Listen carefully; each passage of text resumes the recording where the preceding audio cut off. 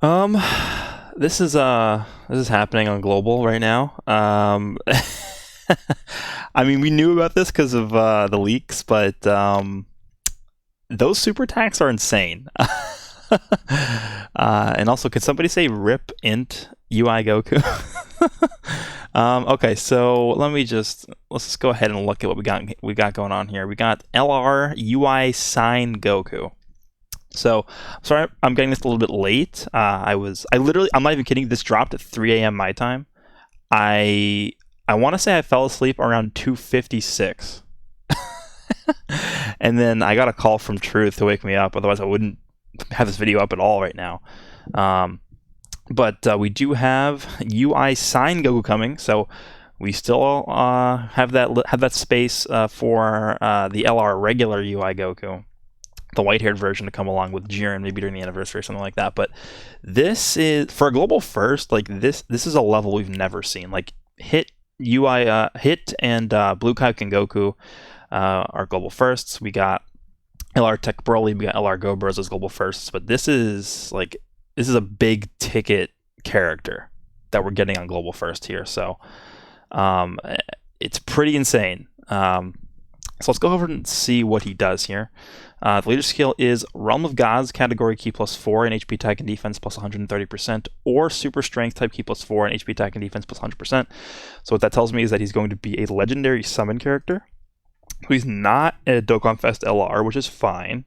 I think a lot of people are probably going to see that and instantly think they're going to skip the banner, which it makes sense. Those legendary summon banners are historically not very good. We'll talk about that later, but so that's his leader skill. His passive is turn in Tides of Battle. Attack and defense plus 77%. Great chance of evading enemies' attacks, including super attack, for 7 turns from the start of turn. And high chance of evading enemies' attack, including super attack, starting from the 8th turn. Plus an additional key +1 up to 7, and attack and defense plus 11% up to 77% with each attack evaded, including super attack. Okay. Let's go over what his super attack effects are. So it's the Instinctive Punch is the 12 key.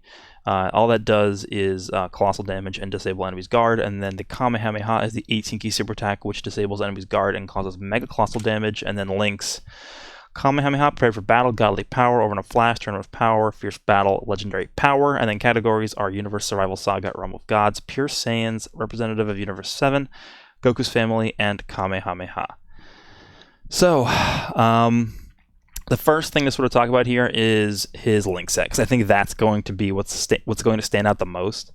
I mean, this guy's going to have infinite key.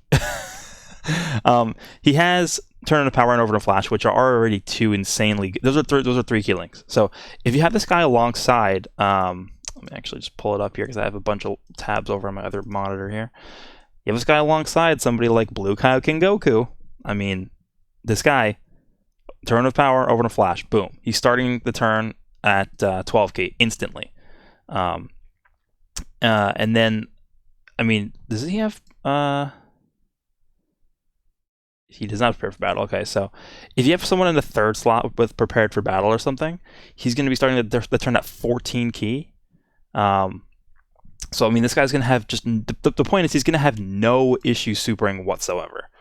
But I think this guy really wants to be paired alongside the Blue Kaioken Goku because they share pretty much every link with each other. They share godly power. They don't share warrior gods. They share Super Saiyans, Kamehameha, Turn of Power, Order, Flash, and Fierce Battle. So they share 6 links.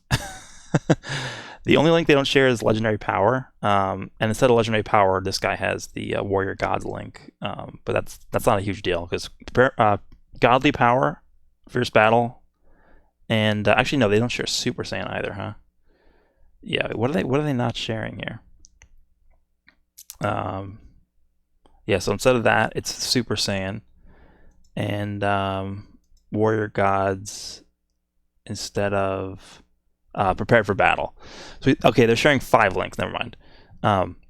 But still, I mean, they have pretty much all the ones that you need here. So I think those two are where you want to be linking up with each other.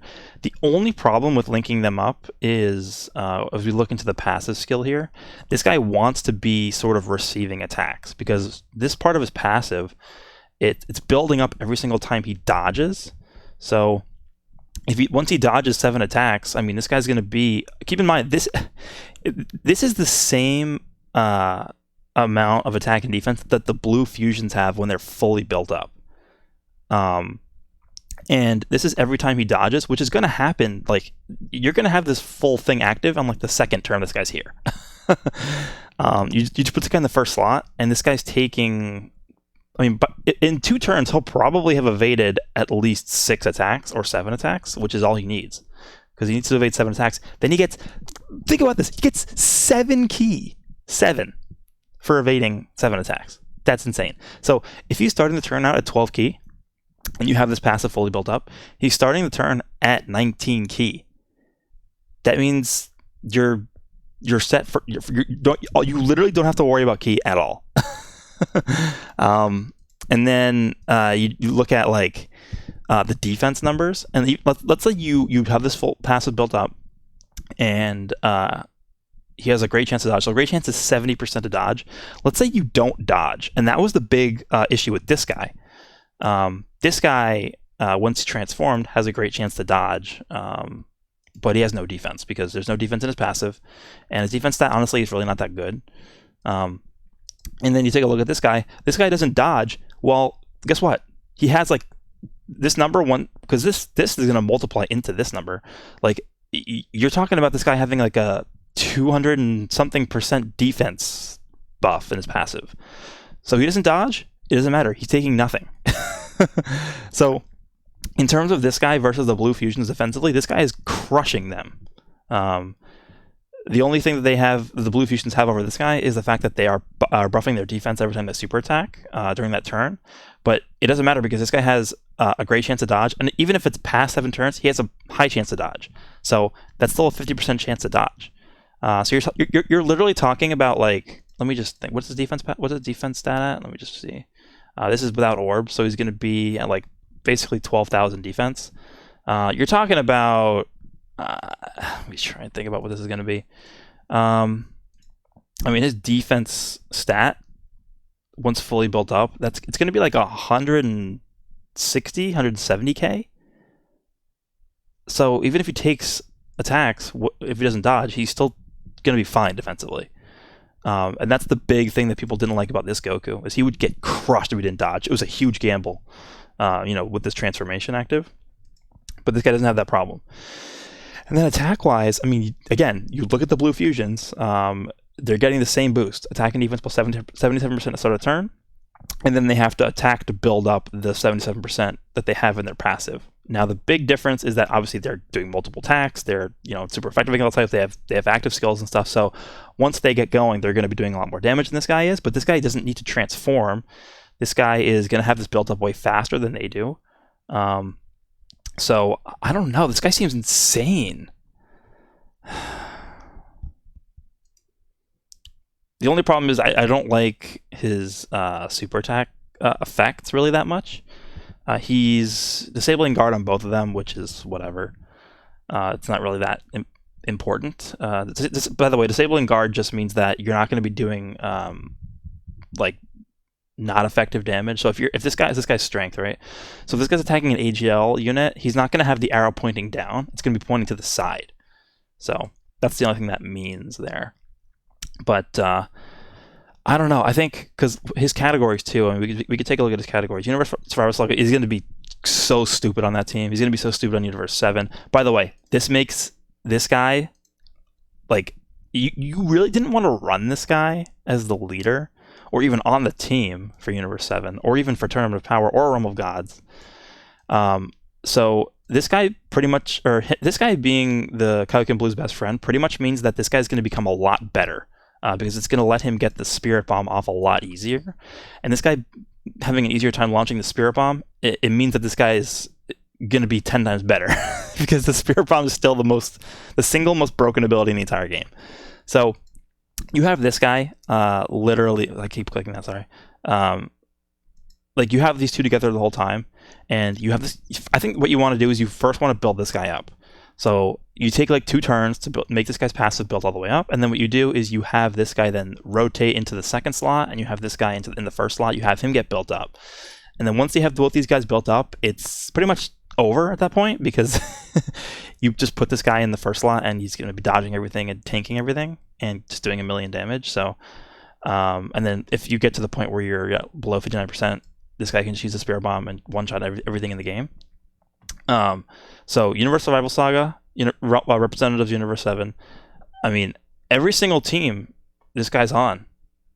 I think wherever this guy is, you just run him alongside Blue Kaioken Goku. Just because their links that they share are just too good. I mean, they share 5 links. Fierce Battle Tournament of Power, Oven of Flash, Kamehameha, and Godly Power.